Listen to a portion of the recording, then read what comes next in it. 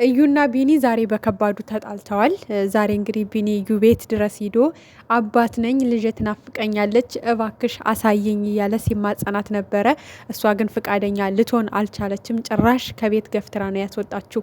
ሰላም ጤና ይስጥልኝ ቤተሰብ፣ እንዴት ናችሁ? ለዚህ ቤት አዲስ ከሆናችሁ ቤተሰብ እየሆናችሁ አበረታቱኝ። ዛሬ እንግዲህ ቢኒ ልጄ በጣም ናፍቃኛለች፣ ከዚህ በላይ አልቻልኩም፣ የግዴታ ቤቷ ድረስ ሂጄ ልጄን ማየት አለብኝ ብሎ እንግዲህ ወደ እዩ ቤት አቅንቷል ማለት ነው። ያው በእርግጥ በር ተከፍቶለታል፣ በስነ ስርዓቱም ግባ ተብሎ ነበረ። ግን ደግሞ ፈራ መሰለኝ መግባት። እዩን ጥሪልኝ ብሎ እንግዲህ እዩ ወታለች ማለት ነው። ነገር ግን እዩ አሁንም ልጁ ያንተ አይደለም፣ ልጁን አላሳይም፣ ልጄን ለማንም አላሳይም፣ ማሳየትም ካለብኝ ለአባቷ ነው እያለች እንግዲህ በጣም ስትገፋው ነበረ። እሱም እንግዲህ በጣም በጸባይም በፍቅርም ስጦታም በመግዛት ለልጁ አንዳንድ ነገርም በመግዛት በጣም ለማሳመን ለመለማመጥ ይቅርታ ለመጠየቅ በጣም በብዙ መንገድ ሂዷል። እውነት ለመናገር ቀለበት ለማድረግም እሷን ለመንከባከብም በቃ ብዙ ነገር ያላደረገው ነገር የለም እስከዛሬ ድረስ እንግዲህ ፍቃደኛ እንድትሆንለት እሺ እንድትለው ልጁን እንድታምንለት በተቻለው መጠን በተቻለው መንገድ ሄዷል ማለት ነው። ማድረግ ባለበት መንገድ ሄዷል። ግን ደግሞ እዩ ጭራሽ ልትቀበለውም አልቻለችም ማለት ነው። ዛሬ እንግዲህ እንዳያችሁት በጣም ተከፍቶ ነው የወጣው። ወንድሞችሽም ቢሆኑ ቤተሰቦችሽም ቢሆኑ በቃ ከዚህ በኋላ በቃ እኔን ካላከበሩኝ እኔም ላከብራቸው አልችልም። ልጄን ደግሞ የማየት መብት አለኝ። ልጄን ማየት እንዲፈቅዱ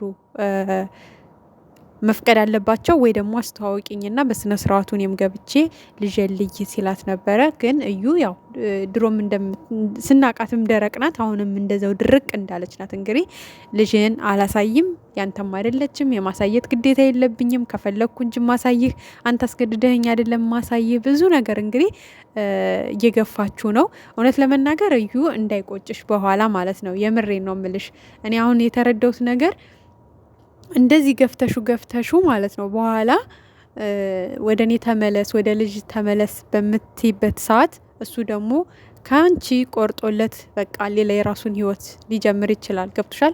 ልጁ ናት። የትም የራሱንም ህይወት ጀመረም አልጀመረም የማየት የማሳደግ የመንከባከብ የማገዝ ግዴታ አለበት። ግን ደግሞ ማለት የሆነ ጊዜ ቷችሁ እንደዚህ ቅርታ ሲሏችሁ ምናምን እሺ አትሉም። ከዛ ደግሞ ወደ ሌላ ህይወት ሲገቡ ደግሞ ካልተመለሳችሁ እሬምቧ ትላላችሁ። እና አሁን አብርሽ ሩታን ተለማመጠ ከዛ አሁን እንግዲህ ያው ዛሬ መጨረሻ ሄርሜላን አፈቅርሻለሁ ብሎ እስከ ማለት ደረሰ ማለት ነው። ሩታ መመለስ ትፈልጋለች አሁን ከአብርሽ ጋር ወደ ቤቱ እንዲገባ ልጁ ጋር እንዲሆን ልጃቸውን አብረው እንዲያሳድጉ አብረው እንዲንከባከቡ በጣም ትፈልጋለች። ግን አብርሽ ጋር ልጁን ይፈልጋል፣ ግን ደግሞ ከሩታ ጋር ያለውን ህይወት መቀጠል አይፈልግም። እና ያው ሄርሜላም እንግዲህ በራሱ ጊዜ አፈቅርሻለሁ ብሎ ቢነግርሽ ላንቺም ጥሩ ነበረ። ግን ደግሞ አስጨንቀሽውም አስገድደሽውም ቢሆን ያለውን ስሜት እንግዲህ ዛሬ አውጥቶ ነግሮሻል።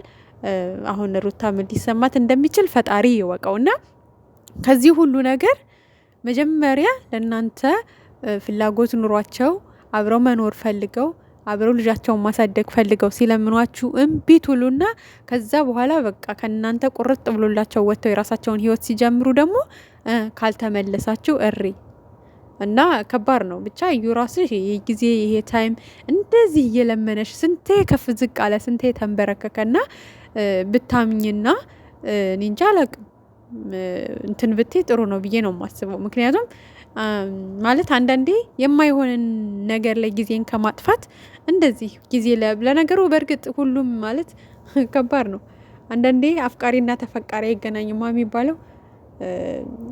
አንዳንድ ሰዎች የሚያፈቅራቸውን ሰው አያፈቅሩም፣ የማያፈቅራቸውን ሰው ሲፈልጉ ሲያስሱ ይኖራሉ። በቃ እና እንደዚህ አይነት ነገር እንዳይሆንብሽ እንደዚህ በሰዓቱ በጊዜው እየለመነሽ ልጄን አሳየኝ፣ ልጄን ናፍቃኛለች፣ እንደ አባት በቃ እንደ እናት እስኪሰማሽ ልጄን የማየት ጉጉት አለኝ እያለ እንደዚህ እየለመነሽ አንቺ ግግም ብለሽ ሌላ ሰው ነው አባቷ ብለሽ በኋላ ላይ እንዳይቆጭሽ ማለት አንዳንዴ ከባድ ነው።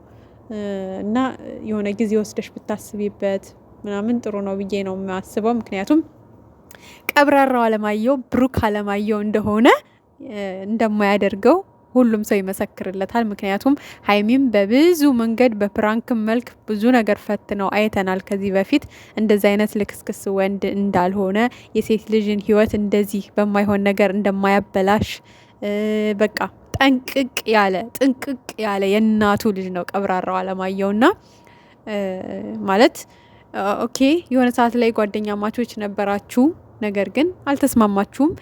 ሁሉም የራሱ ጸባይ፣ ሁሉም የራሱ አይነት ነገር አለዋ። ያልተግባባችሁበት ነገር ነበረ፣ ተለያያችሁ። አሁን ላይ ደግሞ እሱ ፈለግሹ እንደ ድሯችሁ እንድትቀጥሉ የድሮ ነገር እንዲመለስ ፈለግሽ። ግን ደግሞ እሱ ደግሞ አሁን ሌላ ህይወት ላይ ነው፣ ሌላ ህይወት ጀምሯል። ወደ አንቺ መመለስ አይችልም። ስለዚህ ማሳበብሽ ልክ አይደለም። ምክንያቱም ማንም አልተዋጠለትም እና በጊዜ የልጁን አባት ብታምኝና ልጁንም ብታሳዩ የምር እንደዚህ እየለመነሽ ስንቴ ተንበረከከ፣ ዛሬ እንኳን ስንቴ ዝቅ አለና ብታሳዩና በቃ ያላችሁን ነገር ብትፈቱት ጥሩ ነው ብዬ ነው የማስበው። ለማንኛውም ግን በዚህ ልክ እየለመነሽ ሴት ልጅ ነሽ፣ ነገ እንድታለቅሽ እንድትቆጫ አንፈልግም። ምክንያቱም አሁን እየለመነሽ ነው። ቢያንስ እንኳን ተረጋግተሽ ለማውራት ሞክሪ፣ አትገፍትሪ።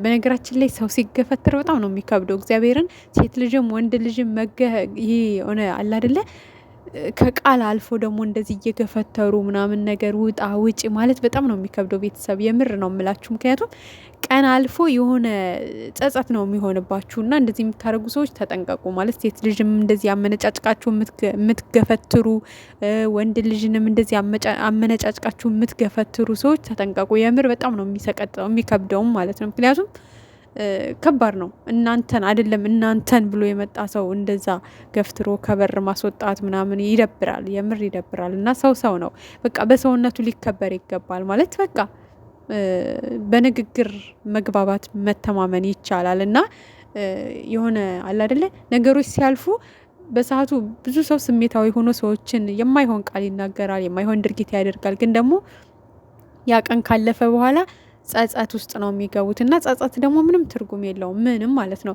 ራስን ከማሳመም ልብን ከማሳመም ውጭ ምንም የሚፈጥረው ነገር የለም።